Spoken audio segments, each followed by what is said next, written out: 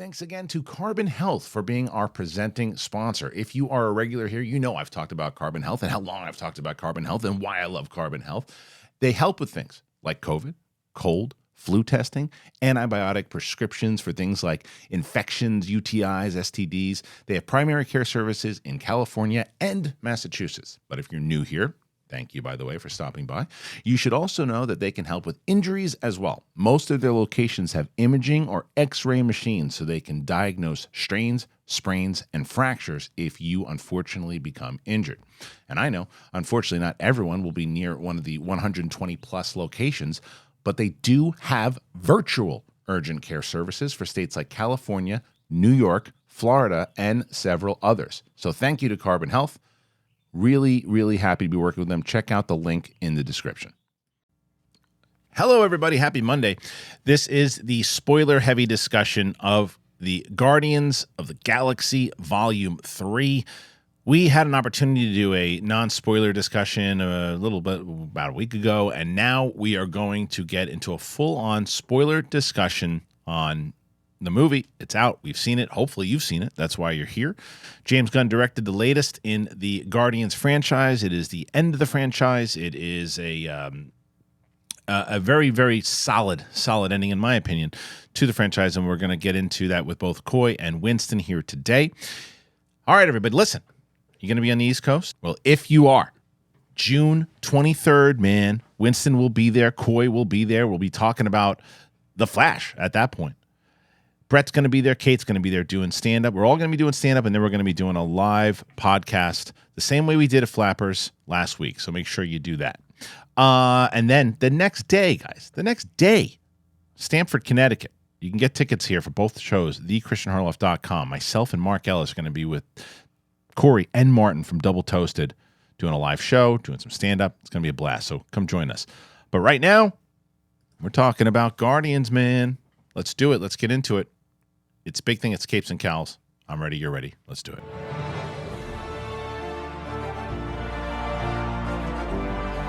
Welcome back, everybody. It is Big Thing Special Edition Capes and Cowls Monday. Why is it Monday? Because we're doing a spoiler discussion for Guardians, man. We're excited about it. It's me, it's Coy, and Winston A. Marshall, everybody. All right. So, guys, we had an opportunity to go over the non-spoiler a little while ago, and now here we are in the spoiler. All of us feel the same. Great movie overall. I love how this movie starts. I love the fact that they jump right into it, and they give you the big bombastic scene, but it makes sense. You know, it's not just like, oh, we need a big action scene, but they set up right where you were. If you watched the Christmas special, you get where they are. They throw in the little things about Quill and Mantis being sister and brother, but even if you didn't watch it, it's like you maybe ask that question, oh, when did they reveal that?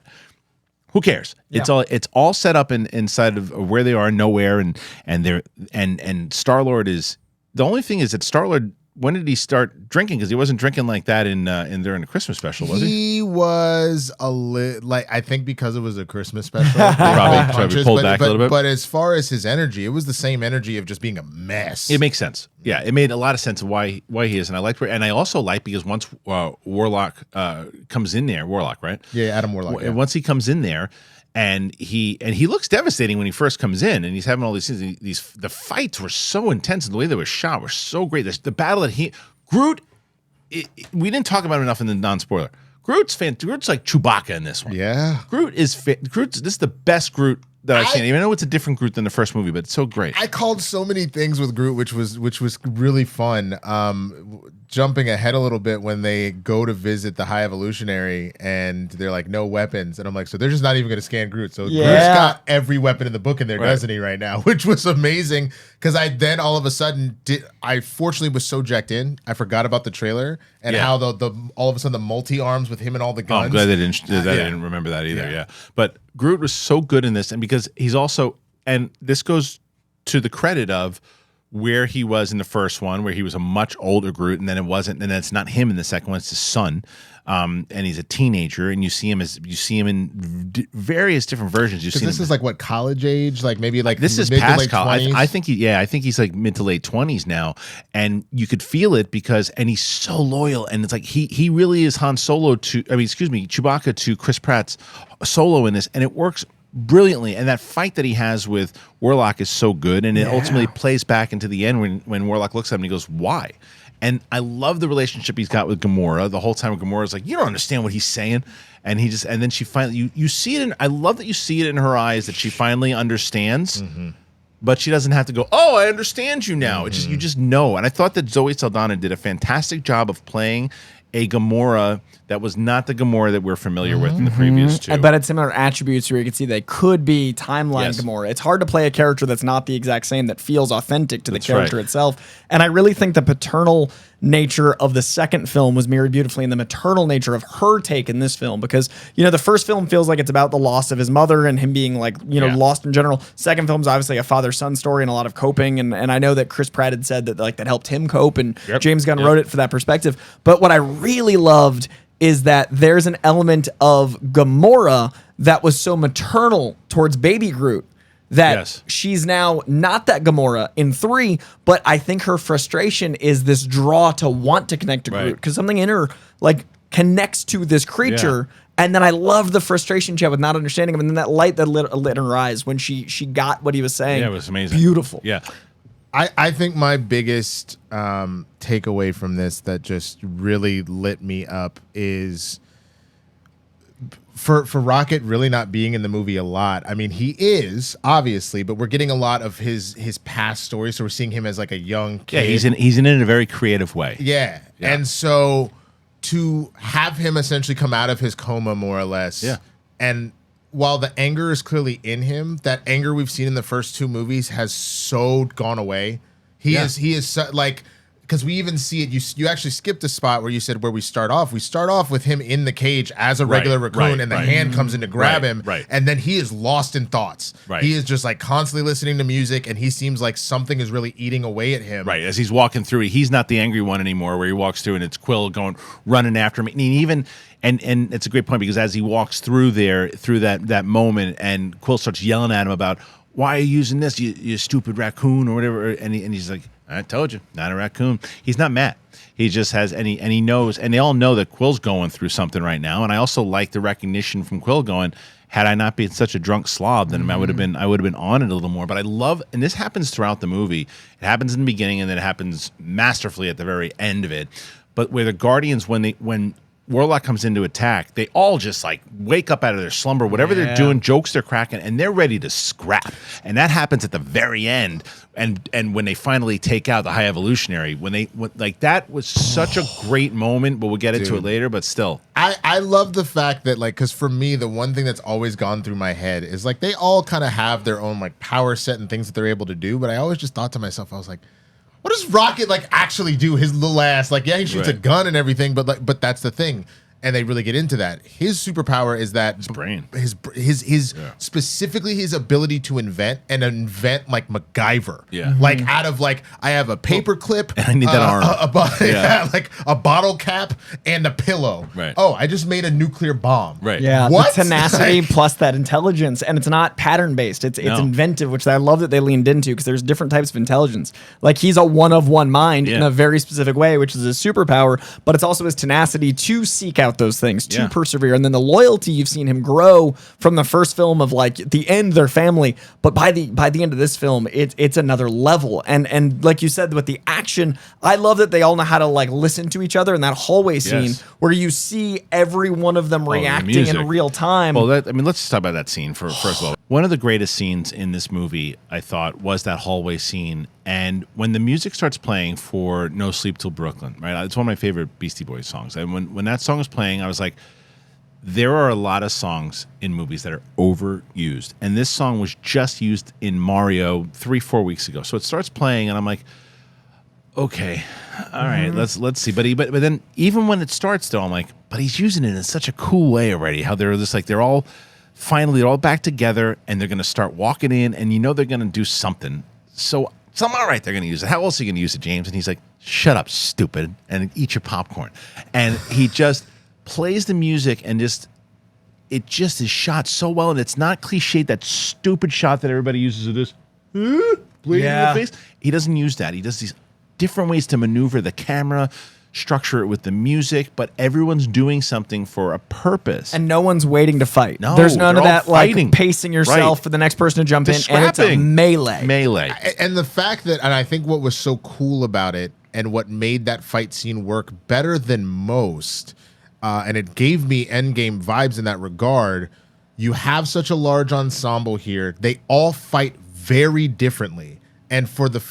Not that they haven't done this previously, but this has felt the most we have fully nailed how each one of these dudes or gals kicks ass. Yeah. And it is drastically different. It's the fact that Nebula will take hardcore, like it would kill anybody else. Like her head gets bent all the way back and she's still pop, pop, pop. Well, like Mantis falls one time in that cage and she lands on her neck. And I was like, how did she survive that? I thought that too. There was one time I was like, how did because I was like, oh, is that Nebula? No, it was Mantis. But speaking of Mantis and Drax. Dude, she's so strong. But Mantis and Drax were set up so well in that Christmas special of how they played off each other so well. And it's even 100 times and how protective they are over each other. And it's just, we said in the non-spoiler review, and just to reiterate, the reason why this movie also really worked for me is that everybody had something to do. We mentioned Groot, that even though Groot he's gone through his emotional arc, he did his thing in the first movie. He's done, we've had shorts on him, but he still was able, you saw him maturing. You saw that he was he was going to be there for Pratt, and he was really there he was there for Star-Lord, and he was able, when he jumped out and did all that stuff, he was there in that focus. That was the arc that he needed to show that he was maturing. Nebula, who to me, it has had the biggest arc of almost any character so far. Maybe in the minus, entire MCU. Yeah, well, maybe minus Rocket inside of the Guardians thing, but because as they said in this, they even say it, like this has always been Rocket's story. They say it at one point. But Nebula, I didn't like Nebula when I first saw it. I was like, it seemed like Karen Gillan to me was doing kind of like a one-note thing. And then it was like, that was kind of the point. It was kind of the point in the first one. And then as you see, she starts to change in her humor, starts to play off in the stuff that she did with Tony Stark in Infinity War or even in Endgame. And she starts to get better. And she was incredible. That one line in the Christmas special is just out of control good. But she's the most evolved in this, because she's that protective mama in this. I think, and that was really well done with James Gunn with the writing, because if you think about it, the one thing that was harped on over and over and over again is that Thanos stripped her of all of her humanity. Right. There's a reason she was a one-note assassin. Right. It's because he literally stripped her of everything that made her like a person. Right. And so what we were watching is essentially the deprogramming or the of her from being that into being a regular being again. And so she's never going to get rid of that trauma and that scar tissue, but she's gotten her humanity She back. got it back, and she has quite a few emotional moments in this. Yeah. And one of my favorite emotional moment is when she realizes Rocket's alive, and she's like, it's very subtle. She's like, wait, Rocket? And then he says something and she puts her hand over her mouth. And then the other moment is when she gives Drax his props at the end, because she's been yelling at him the whole time. And I just thought about the funniest moment in the movie for me in a second. And I'll see if you guys can guess what it is. But I laughed every time. But when she then realizes, she tells him, she's like, no, I need you here. I need you to be here because I know what your purpose is. I saw what your purpose is. And she's the one that delivers that line. And it was so fitting and it was so perfect. So I thought Karen Gillan did such a great job in the perfection of this character, and I love that she's running nowhere right now. It's great. All right, so let me see if you guys can guess. What do you think I laughed at the most? We get any clue? Is it going to give it away? It's too hard if I give it away, but I just say there's something that was said. Okay. This might be too silly for you. Was it the whole, you think I'm stupid? It was every time that Drax called those kids morons. Every time. He's like, because he did it so lovingly. He's like, hello, moron. That's why I talk to Dagnino when I see him.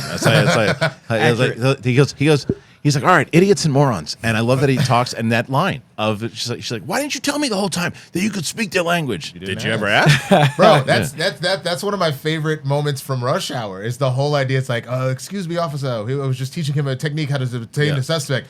You speak English? You didn't ask if I speak English. Right. Like, it's the same thing. You people underestimate Drax so much. To me, that was probably, I loved everybody's arc. His was probably my favorite, especially to be like, dude, you're not Drax the Destroyer, because he comes full circle. He was like, you're Drax the dad. Like you were meant to be a family man. That was always your thing. I loved and it's a credit to Dave Bautista has been getting better in everything that he was still to right now. To me, his best performance that I've ever seen him in, Knock at the Cabin. I mean, is it called Knock at the Cabin? Knock at the Cabin. Best he's ever been. Yeah. He's getting better and better every time. He was so good in this Guardians because in number 2, as funny as I thought he was just there to be a joke jukebox. He had something to do in this one. He had something to do. There wasn't a single arc wasted, and I love that the landing of so in Marvel there's often that like they're gonna use the name either as a punchline or an explanation. Like there's always that like they're called blah blah blah. Right. And I don't know how, and it's been right in front of me. Rocket is what they call him in all the Guardians. I never thought we'd hear Rocket Raccoon aloud. Right. Mm-hmm. So the fact that they played the long game from the first movie, him saying, I'm not a raccoon, not a raccoon. Right. And I love the double whammy of him not only accepting himself, which is what all the movies are about. Each of them is about accepting yourself and finding that. And then they had the added layer of accepting yourself with the I'm not a bad dog, say I'm a good dog. Because that's like so everyone good. wants affirmation. Yeah. So then to top the affirmation thing with an animal, because this movie's Well, all about even feeling learning those the things. whistle, even learning the whistle, and all Everything's that just stuff too. affirming. Yeah. But then to end it with Rocket seeing that moment as him seeing the next generation of raccoons to him, like he's seeing those creatures, realizing he's seeing himself in these little creatures. He's having that full circle arc. But the last line he said to his love in heaven, in animal heaven, was, I'm not a raccoon. And then in life, he accepts he's a raccoon. So you have the death literally of him pushing the last bit of himself away. You have that dying in front of his love. I love that. I also love that when she was like, but not yet. And then he goes back. But like, but all of that, the acceptance, it was all there, right? It was like that. It just, I mean, even Quill having to accept about his grandfather and the way that they set that up, and then that moment got me at the very end when he shows up and he's just like immediately recognized and he grabs him and holds him, and then let's just talk about the end, because the end to me was a shock. The second credit scene. The post credit scene when with his dad, with his grandfather, because at the end it goes, Star-Lord will return. The legendary Star-Lord will return. So that means that, are we going to get a Star-Lord movie? What does that mean? Because Chris Pratt, if you go back to those interviews, Gamora, Zoe Saldana, this is it for me. I'm done. Yeah. Batista, this is it for me. I'm done. James Gunn, this is it for me. I'm done. Chris Pratt never said that.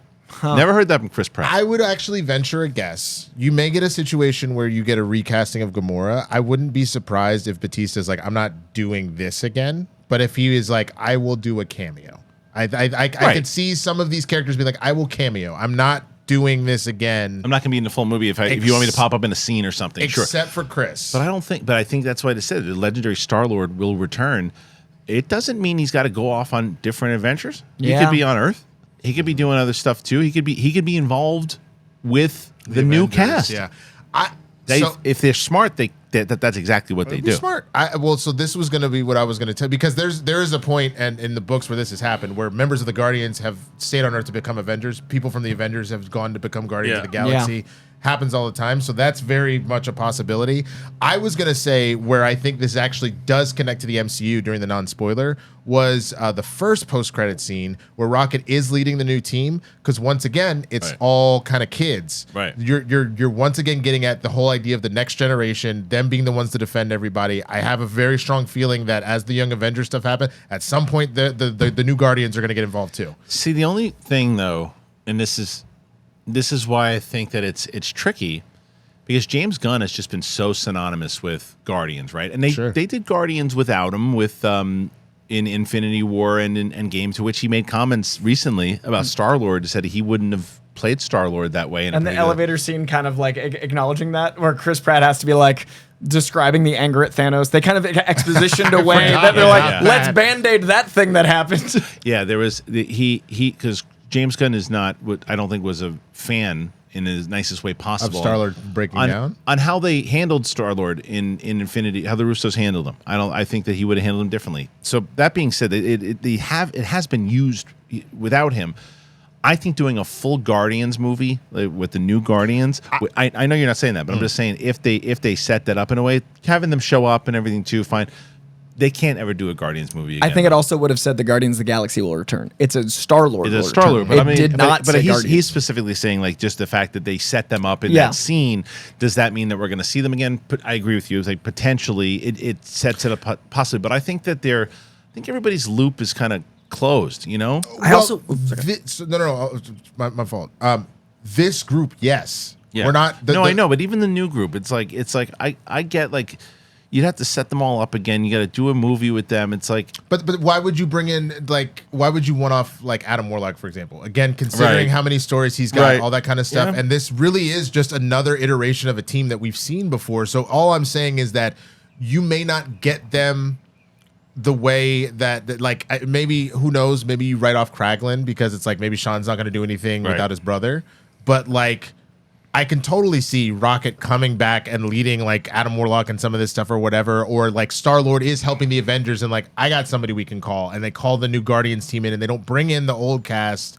They bring in this group that we saw in the post-credit. Right. I can see that all day, and that is the only way that this connects, quote unquote, you know? Yeah. I feel like the way they handled loss here was so buttoned up that I love that they manipulated us. James Gunn manipulated us the whole movie. There was like every 20 minutes a moment where you assumed someone was going to die because it was the end of the trilogy. Mm-hmm. It was how things end. Death is the only way things end. Instead, it was a more beautiful ending because people didn't have to die for there to be loss. Like, in day-to-day life, your last loss is dying, but you lose friends, things change, the world evolves, and I think it's a much more on-brand of the Guardian story that they disband in a way, and that's more heartbreaking. On their terms. Yeah. Yeah, because even Rocket at that one point, who's always been wanting his family and everything too, where he's just like, was that it? It's the band's over? And they're telling him to accept loss. Yeah. You know, accept it, but in a way that, and I loved the whole thing where they're all like, you know, doing and respecting that they're giving him the credit for what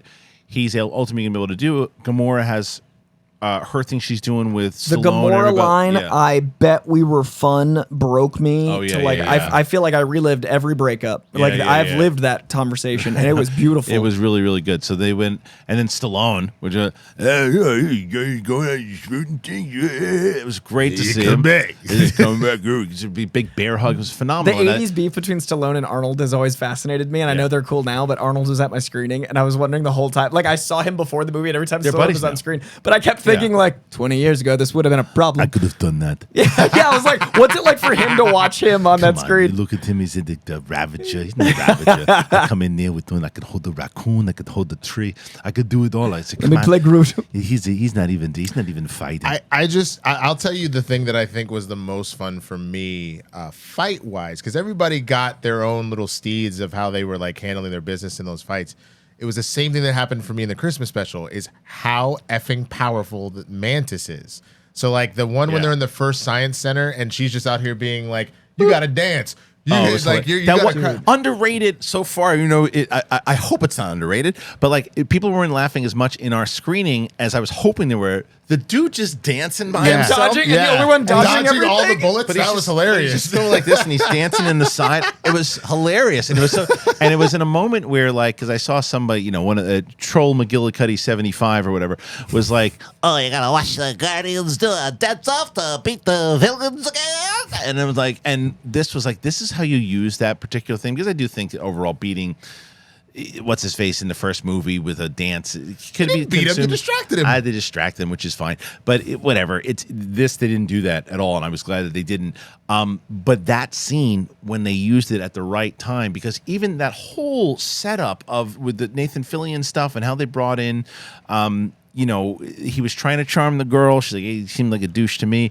But the fact that it worked at the end was hilarious. The landing of that was peak Star-Lord. The landing of that when he was like, no, I just got to get in the system. And then he just took out everybody. That felt like the comic book. What was cool about that, too, is talk about full circle. The person who would have done that in the past, even with him being a thief, the person who would have done that in the past would have been Rocket. So the fact that he's clearly picked up something from Rocket, and Rocket, in turn, is now obsessed with music in that Zune, the way that, like, it's very funny how they really their family, you know. It's like they bicker like a family, they stick up for each other like a family, and like they try, like, again with Nebula, we've got to go find we got to find Star-Lord. We got to find everybody. We got to find out where they are. And they're like, what do you mean you're off the ship? And then even when the hilarious that how it keeps coming back. Great plan, jump out of a window, and it gets brutal, man. Like a couple times, like how they kill that dude, like they slam him into the ground, and it's like an eerie scene. The scene when they rip his face they off. rip a dude's face off. He looked like Red Skull. Yeah. And like that's how he should have looked. And it was all of that was really brutal. The stuff with the kids in the cages was tough, you know.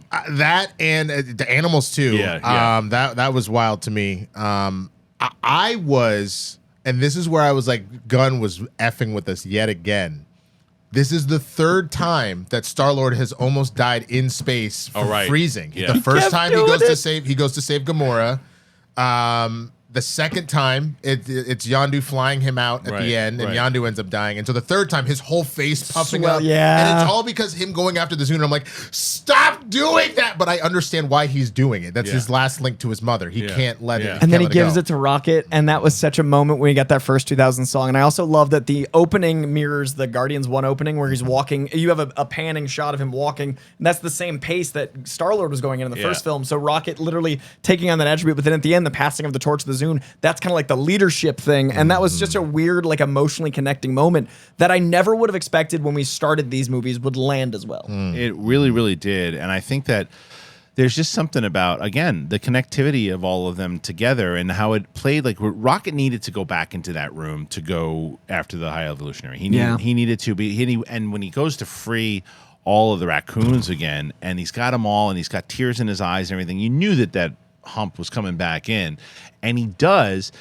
and they're having this square off. And what I loved about that moment, and I noticed it right away, as Rocket's fighting him and going right after him, all the Guardians start coming in, but they don't do this big reveal of like, here's a whip pan to show them coming in. They're just there. They're just there kicking the piss out of this guy, and they're hitting him and they're punching him and they're going after, and it's like, it was so great. It was the I agree with you. It was the surprise reveal of like, since the High Evolutionary has mastered gravity, you're like, none of them are beating that. That's not gonna happen. But we got the tip of the hat early on that what Rocket has over the High Evolutionary is that he made him so well. He's actually smarter than him. He's more creative than him. Right. And so the fact that his gravity boots by himself are more powerful than whatever tech he used to make him to be able to control gravity. And he's like, I'm Guardian of the Galaxy. And one pop shot, and all of a sudden here comes Groot slapped to the face. Oh, it's amazing. What'd you guys think about the Deadpool reference, though? Which one? The one right now. Mint Mobile, guys. Do you guys know Mint Mobile? Ryan Reynolds started it all. Let me tell you about it right now. After years of fine print contracts and getting ripped off by big wireless providers, if you learned anything, what you learned is that there's always a catch. I heard about Mint Mobile a long time ago. And right away, they go, okay, we got premium wireless, and it's only starting at $15 a month. I said, yeah, right. What's the catch on that one? But then you talk to them, and I'm using their service. And guess what? It all makes sense. There's no catch. Mint Mobile's secret sauce is that they are the first company to sell wireless service online only. They cut out the cost of retail stores and pass those sweet savings directly to you, and it works like a charm. Set up a separate line with them, and it's just clear. It's easy. And if you hate your phone bill, Mint Mobile offers premium wireless, just $15 a month. All plans come with unlimited talk and text and high-speed data delivery on the nation's largest 5G network. You can use your own phone with any Mint Mobile plan and keep your phone number along with all your existing contacts. Switch to Mint Mobile. Get premium wireless service starting at just $15 a month. So if you want to get that wireless plan for $15 a month and you get the plan shipped to your door for free, go to mintmobile.com/thing. mintmobile.com/thing. Cut your wireless bill to $15 a month at mintmobile.com/thing. Thank you once again to our friends over at Mint Mobile. Really appreciate them being here. Hope you guys help us out, help yourselves out, get a new plan. It's worth it. Winston, you mentioned Warlock, right? And we had all talked in our non-spoiler. I think that all of us, and then we'll get Coy's kind of take on the character in general, but like my thing was I had heard for so long about this character, how intense it was, and everyone was so excited to see him kind of coming into the MCU, and he's been rumored forever, like even back to like Guardians, coming into Guardians 2 if he was going to show up. And when they cast Will Poulter, because it was somebody else that was cast first, right? Didn't they cast somebody else and then they cast Will Poulter? I don't remember. Either way, I thought Will Poulter, for how he was directed, was fine because he shows up and he's devastating, almost like this kind of Superman type of character, and he's fighting everybody, and then he shoots Rocket. He's their whole reason that they're in this position in the first place. But then he kind of turns into kind of like a goof. Like once you see him with the high evolutionary, and that's also established that no, that's the boss. This guy's just kind of working for him. But he's just kind of like the scene, even though as funny as it was, when he's like, show him we mean business, and he just disintegrates the guy. It's hilarious. It was hilarious. And she's like, what are you doing? He's like, well, how else are we going to show him we mean business? Like, don't kill him. Yeah. And like with all that, but he's just kind of, but he's not, but that also shows you can't take this guy very serious because he doesn't really get the job done ever. They try to explain it, and I do want to hear what Coy has to say about this. They try and explain it in the way of like, you made me take him out early. Right. Like, not only is he like like a week old or something like that, he did not finish developing. You pulled him out too soon. Yeah. But you insisted because you needed to go and find the Right. Guardian. But I don't think that that's enough of an excuse in the sense that it is so. For me and what I have read of Adam Warlock, I have not read every book, so if someone wants to correct me and tell me, oh, hey, that exists at some point, he's more serious than that. He kind of has it more together. He's one of the few that can actually wield the Soul Stone. How he is when he first shows up. When he first shows up, he's pretty devastating. Both how he first shows up and how he ends when he saves Right. when he saves him. He seems to like he gets it together. Yeah. Although that moment was funny though when they're all giving hugs and he comes in to give the hug because he's like the awkward hug on the side because he just wants to be accepted. And I love to that it. he has his butt out too. Like that's such a like I don't know how to do this Yes. moment. And the fact that I was wondering if Gamora was gonna like come over and just put like a hand, but I thought that was nice of her to just kind of give like a smirk and walk. That was the other it, way. and it worked. But it like so. I didn't have as much of an attachment to how true they were to Warlock because I didn't know enough about him. I just think that he was just kind of pushed to the side. He was just kind of there when he showed up, like, oh yeah, that guy. Like, but Coy, go ahead. So basically, there's two versions of Adam Warlock. One is called the Magus, and one is Adam Warlock. So I think they were playing with the Magus storyline more, which is a very intentionally brain dead, brainwashed, broken version. And I think they're playing the long game with Will Poulter to where you're going to have a character that's basically as strong as Captain Marvel. The arc can't start with them complete because then you've just got the Captain Marvel problem, which is like, you're so overpowered, we can only use you ever so often. So I think the reason they introduce him as the Magus is if you've got all of the strength but none of the intelligence, you have to grow that way. Is Magus always childlike and stupid though? I think that's what they're doing with the like that line you mentioned, the hatch too soon. Yeah. He's not childlike and stupid, he's just ignorant. It's more fish out of water, and I think they did that here in a way that had to be in order to introduce him and endear him. Sure. And I think that he's going to get the long game. I assume this introduction means we are getting more Adam Warlock to grow into the one we know. Doesn't that scare you though that the long game though from a character James Gunn introduced is not going to be in the long game with James Gunn? It worries me only in that I think Will Poulter was cast for James Gunn's vision, and I hope that that's what I mean. He gets to like plant a seed, or Will Poulter gets enough clout in his performance that he gets to shape that. Yeah. Yeah, I totally get that. And I know about Magus, and I know that, but that's why I was just like, it's specifically, Drax is ignorant. Right. But Drax is still an adult. Sure. He literally felt like a child. And I get the idea of you hatched him too soon, and maybe that's what they were trying to use as the excuse to do that. But I guess just for me, I think of Vision. Vision was born literally yesterday and is still really smart, but is ignorant to the ways of the world. I'm not saying make him robotic. I'm not saying like you have to make him I'm just saying there was a level of him straight up acting like he's a 5-year-old. He also didn't give a work. crap when his mom died too. He didn't care. He tried. And then it just, but he didn't even brought it. He didn't seem very emotionally broken up about it. Yeah, I mean, if you're a child, you're right. I don't disagree. Adam Warlock is the only thing that like I'd give this as a 4.8, 4.9. It would be a 5, and like it's that good. But the Adam Warlock stuff didn't. What do you think about Zoobly Zoo?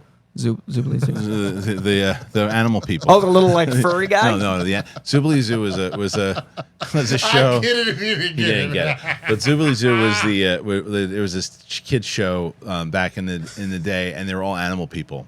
And like all those people, like the Counter Earth people, Zip. It was, no, that was those are the kids. But like I thought that scene, even though I know there's just so much you have to show in a trailer. I get it, but there's so much stuff. Like they showed that whole scene with the ball in the face, and I was like, oh, I wish I didn't see that. Part of the reason why I wish they hadn't done that too is because you had just come from them breaking into the science facility, right? And we kept being teased someone's probably gonna die. I saw Drax get shot, and I was like, no, because Drax has to throw the ball, Right. so he's not gonna die here, but something's gonna happen. Yeah, I thought that they did really well in the trailer, though, was when they show, and I think it was a nice this is why Gunn's really smart. Gunn's are really smart, and I'm sure he had a lot to do with, I mean, a lot of time the trailers, people will do the trailer, but someone at Gunn's stature will have a lot of say of what's in the trailer. But Gunn's really smart because he's like, no, leave that scream with Chris Pratt in there. And the carrying him out drunk. Good God, was that genius? Because they're going to think that Rocket's dead. Yeah. That's what they're going to think. So keep the scream in there and let them complain that, oh, they're showing us clearly Rocket's going to die.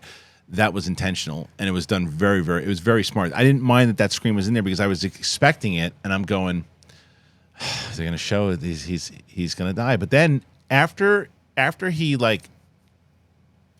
they went through all this and the way that I was like, they're not going to kill him now. There's no way they're gonna let him die now. But it was still that putting that scream in there was really smart. That's when I thought they were all going to die. When Rocket came back and then they were on the exploding ship, I was like, they're killing all the Guardians. Like since he came back, I thought it was all or nothing. No. I thought it was going to be a situation where they were going to ultimately end up sacrificing themselves. All of them? Yeah. You think they were going to end that that way with kids? It was when you throw in the trailer and you throw how emotionally drawn in this was, and you throw in the fact that they kept making mistakes of like, okay, we got out, but why are you on the ship? I thought it was ultimately going to be like, this dude is so strong.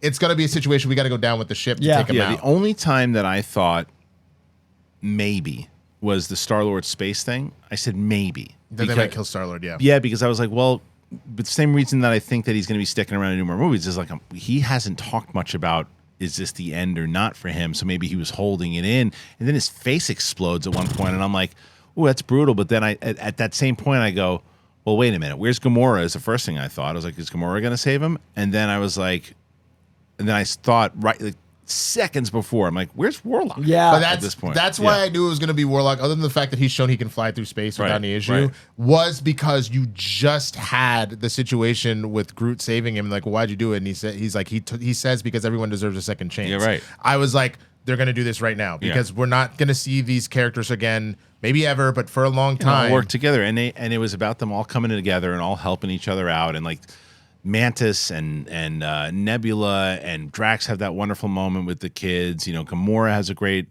moment with Star-Lord, as you just mentioned beforehand. The moment with both James Gunn's brother and Cosmo. So good. The way that they play all that stuff. Called that though. When he finally figured out the arrow, I was like, the only way that the good dog thing is going to come is Cosmo's going to save him. And right when he missed with the arrow, and I was like, oh, he's about to. It's like, what, a dog? He goes, nah, she a good dog. I was like, oh, and what moment was really funny that as much as we said, there's a lot of Warlock stuff. So the Warlock comedy stuff did work, even though you don't like the character stuff. One of the funniest moments, subtle moments, was when he's kicking everyone's ass in the beginning and they shoot the whistle at him and it hits him in the head. He goes, who threw something at me? You are a child. You're a toddler. It's hilarious. That was a good way to blend both of it. And then the idea of when Rocket gets shot, it's like, it's serious, and then pushing, and then having that, I wasn't sure, like, I like Nathan Fillion, right? I do.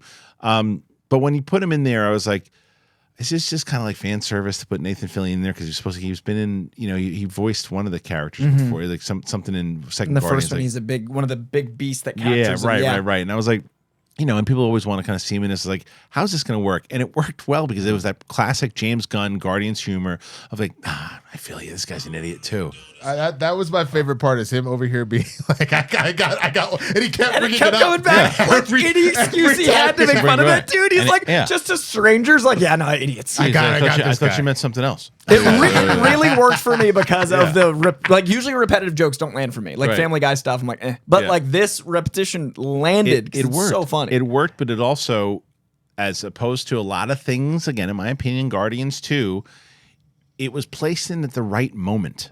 Like as I mentioned, and rewatching Guardians 2, like their emotional moments definitely hit in Guardians 2, but the emotional moments in this movie to me was far exceeded anything that I've seen to me, this is the best Marvel movie I've seen in a while.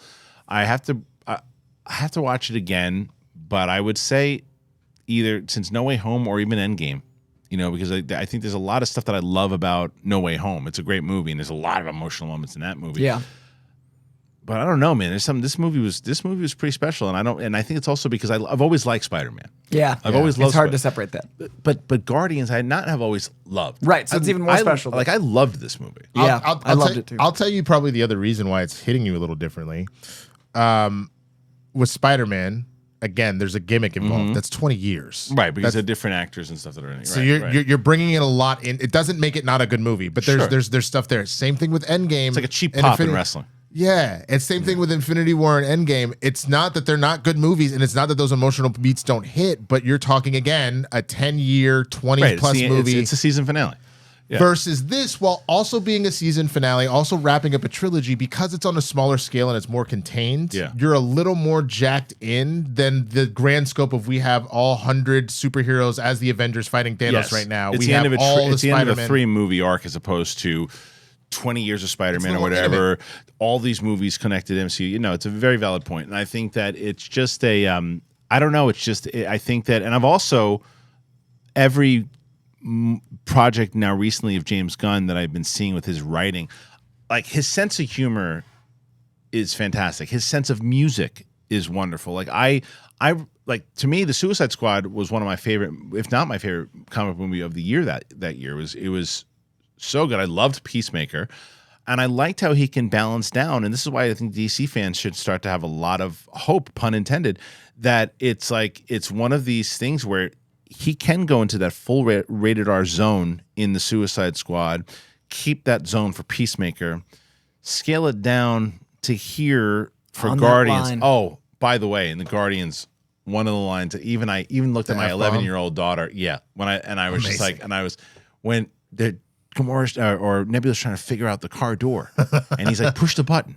You know, she's like, you're pushing the keyhole. Push that one.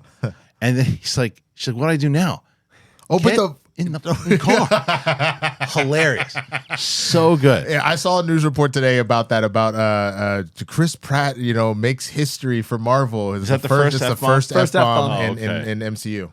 Apparently the first F-bomb was supposed to be Downey Jr. It was supposed to be the final moment in Endgame right before the snap. It was originally supposed to be Thanos, and then snap. Just avoided the whole thing with Kirsten. Let's take it again. Here, let me do this. Hold on, wait. Where is it? Okay, ready. Right, hold on, wait, go. Okay, so originally you got that whole build up to Endgame, and right at the end, the original line apparently was supposed to be Downey Jr. Thanos, and that was how it was supposed to be. Perfect. That was the Bill Burr cut just Wonderful. now. That was the even better. But yeah, and I stupid ass Coy. I like the way it landed, but I also think that would have been a beautiful first F-bomb. But what that was the other thing that I needed is I need all of the Guardians at one point to be stupid. I don't think you did that with Rocket because obviously this was a little too emotional for him to do that. But everybody else, that was Nebula's dumb moment because she has one. Remember in the second one, the whole thing is she's like, I'm hungry, give me the root. It's not ripe yet. Everyone tells her it's not ripe yet. It's not ripe yet. They keep taking it from her. Then she captures Rocket and she goes, yeah, I'll show you what to do. It's not ripe yet. Like so. The car moment was that for her. It was, and even like and another great moment from Drax. So Bautista was just so good in this movie. But like when what's the he motorcycle? Eating? No, what's he eating? Oh, the Zarg nuts. The Zarg nuts. There's none left. And there's none left. He's so good. And He's the Zarg really, nuts really landing good. from the joke that almost worked for me in Infinity War, like the pause joke. Those were the Zarg nuts. So I love that we landed the Zarg nuts joke. He did it though. He acknowledged it on the couch. He goes because remember he kept lying down. That couch bit was hilarious. He kept lying down and he's like, Drax, I can see you. Yeah. And he's just. Why is it shaped oblong then? It doesn't make sense. Well, and that was the type of balance to me in the typical James Gunn setting that like it was. Let's focus. What's the actual intent to talk to the Zoobly Zoo people and find out, like, what's happening and all of that. But let's throw some jokes in there. And the jokes fit at the time because it's Drax being Drax, and it worked. But I will say, kind of spinning this into, I don't want to, and I've already talked about how he's changed his tone, and he will. I don't want to see that kind of humor in Superman. I really don't. I don't think we're going to. I don't think so either. But this is a testament to his evolution. If you look at his work over the last 10 years, he's only gotten better. Right. And you look at the directing of Warlock, that's Superman flying, man. There's so much beautiful action there. Yeah. If you look at his sentimentality and tone, I think that the way he's described Superman this week or yesterday even, he said, as of recording, he said he wants someone that like you want to hug. Right. Like all of that sentimentality I think is going to play. And then I also think the way he's approaching, like you just said, that PG-13 line, we're going to get a Superman that's unique to the space. Exactly. That's going to be Superman. So I think honestly DC fans should be doing victory laps. I don't know how you would make that humor work in Superman. I can't even, because in order for that Jimmy humor, Olsen. But that's what I'm right. But no, not even like, yes, he's kind of a goofball, but he's not involved. Goofball. He's not right. And he's not involved enough with Superman. Right. Whereas like Peacemaker, it makes sense because Peacemaker's an idiot. And so, no, but I mean less about not just like the kind of adult humor, but I mean more so about like people are in the middle of talking about something and then there's the thing that they're focused on, and then it goes into this kind of jokey thing because he does that in Peacemaker, he does it in Suicide Squad. But those characters make sense to do that. I know. That's what I'm saying. That's why I don't want to see it in Superman. No. I get you. I'm just saying I don't even know how he would broach that because what character in that universe would ever be that way unless you're gonna do the whole Otis. And I now that I've watched Superman, I hated that element of those movies was the Otis. I was like. And Lex Luthor's an idiot too? Otis. I went Otisburg. Yeah. Otisburg. Otisburg. I love Otis. Love Otis. Of course you do. Of course, Ned Beatty, man. Otisburg. Gene Hackman's so good in that. He doesn't want me to take his cape, Miss Luthor. So nice. All right, what did we miss? Anything else that we missed? High Evolutionary. We didn't talk about him at all. No, we haven't talked about him enough at all. Yeah, that's right. We have to talk about it. He was. That's right, because we just had shot the non-spoiler.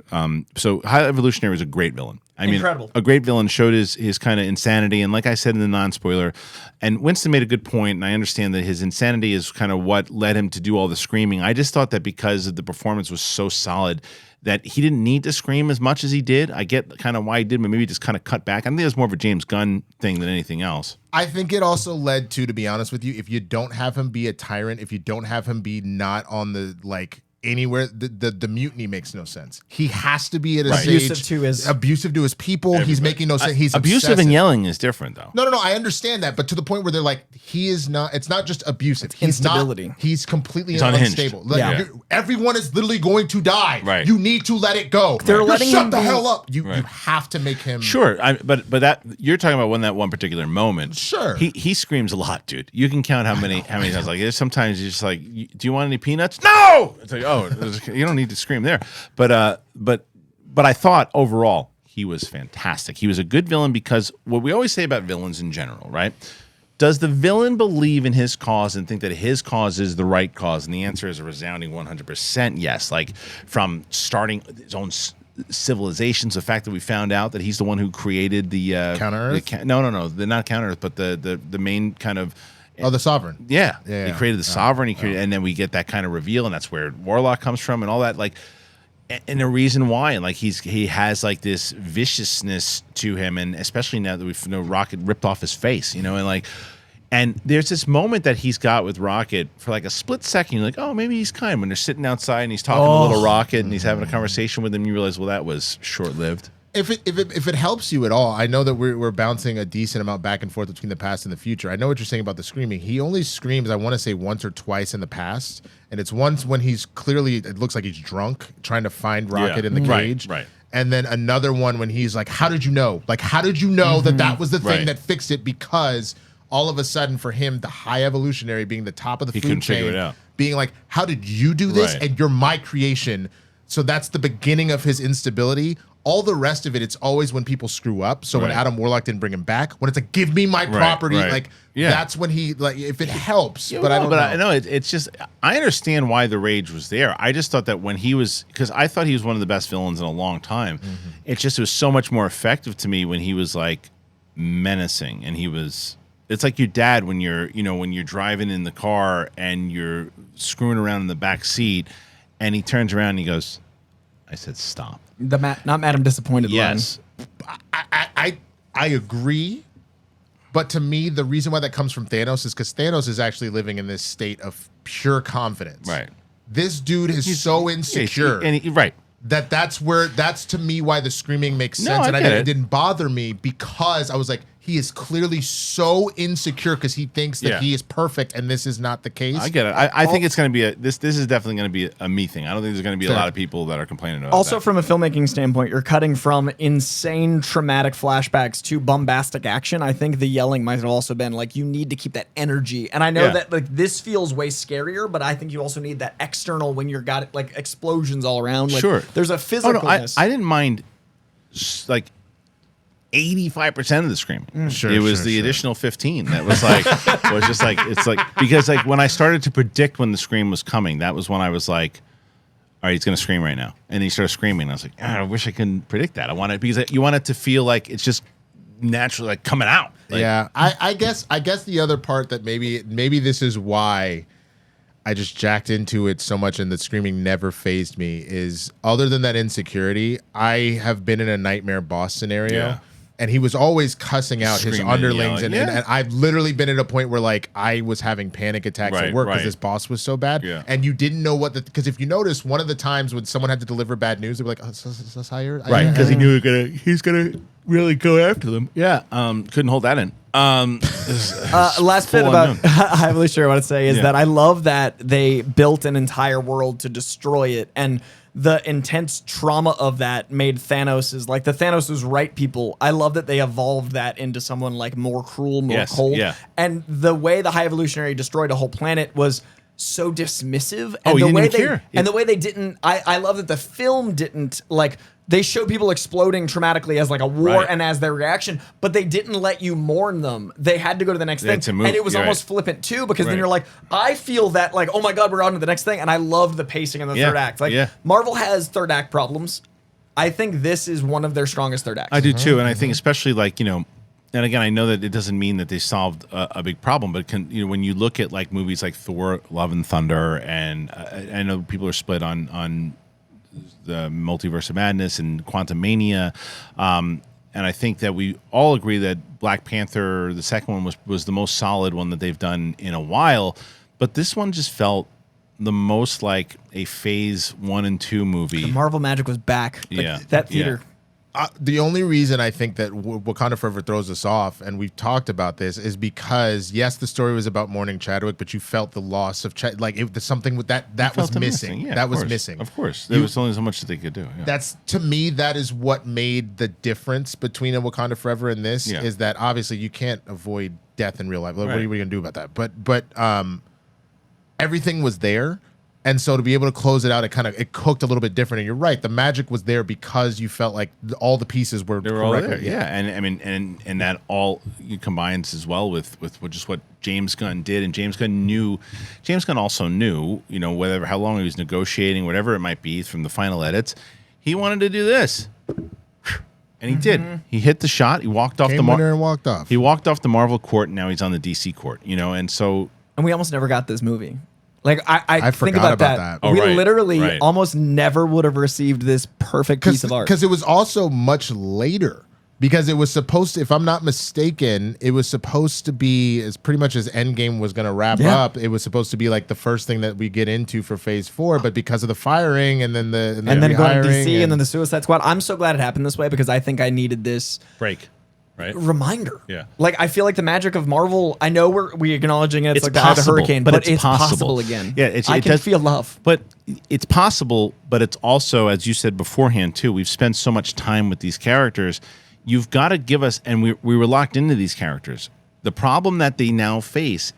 Who are we locked into in Marvel moving forward? Right. And I'm not saying that there's not possibilities, but there's no one that we're locked into right now the same way that we were locked. I mean, we're not even locked into as much Doctor Strange as much as we were Spider-Man. I mean, we're locked into Spider-Man. And Ant-Man was around the same time as Guardians. And Ant-Man's been around a while, and Ant-Man dropped the ball. That's what I'm saying. Is like we were invested in Ant-Man, but like this did all the things that I wanted Ant-Man to do. If no one was going to die, Ant-Man could have done this. I'll tell you part of the reason why I think with Ant-Man, and we talked about this, you try to introduce too much. I know, like you learned a lot of new things in this film, but the only real new character, because villains are always going to be new, is Warlock.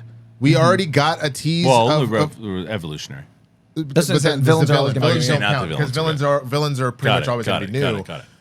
You got Cosmo at least a little bit already Sure. in this holiday special. So like as as long as you had that, you got a tip of the hat of that. You already knew all these characters, so like you didn't have to kind of like figure it out. But we essentially had to get reintroduced to Cassie completely. We had to get completely introduced to Hope, or not Hope, to Janet. Right.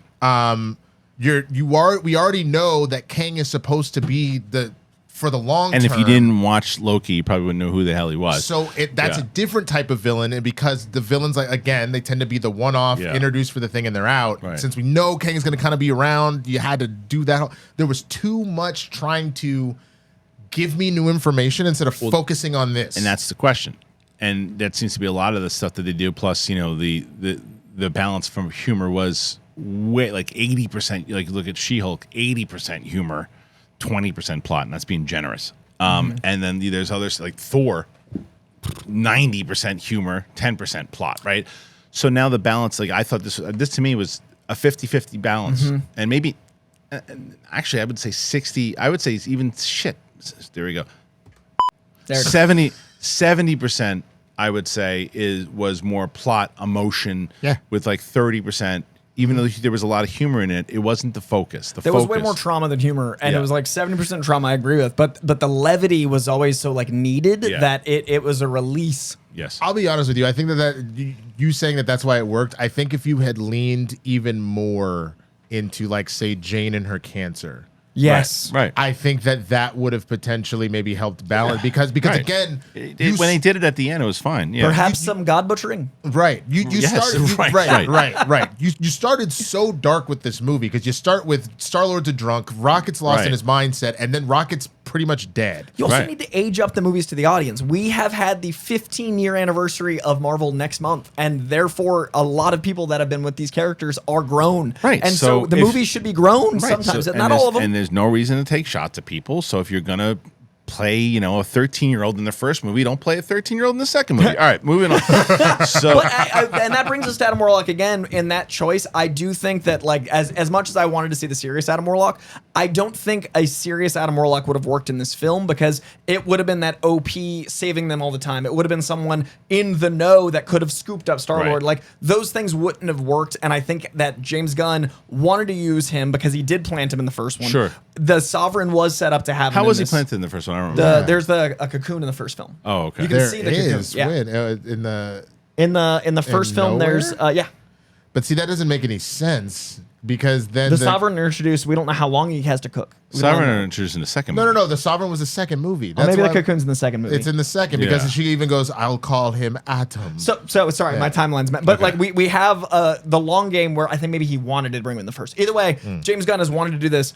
I think if he was the one we know from the comics, it would have thrown off everything else so much that it would have been a bad idea. And it would have been hard for him to beat it. But if you're gonna do that, there's I think a better explanation than we cracked it open early. What if the initial fight with the Guardians where he's whooping their ass, but like he ultimately gets beat, if like it completely wipes his memory or something, like, you know what I'm saying? Give me a reason why like his personality genuinely doesn't make sense other than just like, you made him a child.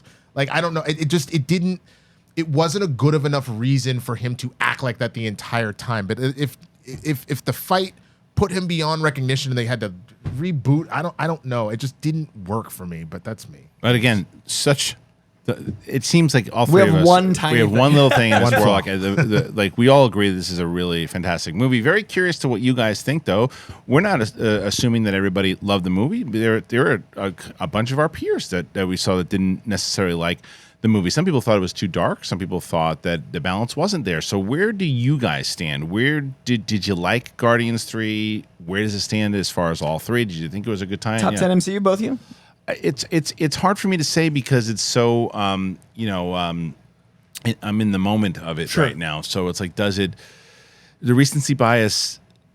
I would say yes because I loved it. Okay, like I'd have to go. I don't have a lot of 4.9, so I was just wondering. I need to recatalog. Okay, yeah, I'd have to. I haven't taken the time to really sit and think on a lot of these movies because a lot of them I've seen once and never come back to, and I think that not that would affect it one way or the other, but I got to be like, okay, how does Winter Soldier, how does Civil War, how does the original Black Panther still play for me? And I do have to be in like I love seeing movies with my oldest, right? Because I as I've said, I watch the movies kind of through her eyes and stuff too. But it's like I also, when you're 11 years old, there's certain things like we saw Ant-Man together, and like I said when I came out of that reaction, I was like, not everybody's gonna love this movie. But I like the science fiction of it. I thought the ending was messy and sloppy and all that stuff too. But for her, she was just like, whoa, the spectacle of it all. And then with that, she was just yesterday when we watched this movie, she was just emotional. She felt the stories, and she really loved Guardians. Like, it was a school night for her, So like I had to do some. That explains why you left so quick. Well, I had to do some negotiating with the wife to get her there in the first place because it was a school night and she was way past her bedtime. But she loves the Guardians movies. Like, she loves 1 and 2, and I was like, I gotta get her to this one. I mean, I gotta get her to see it, and she could start on her friends at school. She saw early. I know. So anyway, so that's our spoiler-heavy review of Guardians of the Galaxy Volume 3. Very interested, once again, to hear everybody's thoughts. So make sure you check it out. Look, speaking of checking it out, on June 24th, we're going to be in Stamford, Connecticut. It's going to be myself and Mark Ellis, Corey and Martin from Double Toasted at the New York Comedy Club in Stamford, Connecticut. But on June 23rd, if you like Winston and Coy, and who doesn't, come on out to Manhattan, June 23rd. Tickets are on sale for both shows at thekristianharloff.com. I get all these people, man, telling me, East Coast, you got to get to New York. You got to get to New York. When are you coming to New York? Well, we're coming to New York. So if you don't show up, you're dead to me. So anyway, let's say goodbye. First of all, Coy, where can they find you? All over the internet at Coy Jandreau, and probably watching this movie too many times because I needed it in my soul. At the Swaggy Blurred, I will be streaming a lot more now that work has kind of slowed down a little bit for me. So please come say what's up, because otherwise I'm just sitting here with a swollen foot and a broken leg, and it's terrible. And if you want to check out the show that we did at Flappers on April 28th, that is still available on thekristianharloff.com. You can join up at a tier. You can get it a la carte. Check it out. We did some stand-up comedy. We did a full Big Thing show. So we hope that you check it out. Thank you guys for joining us here today. Please leave your comments, and we shall see you guys on the flip side.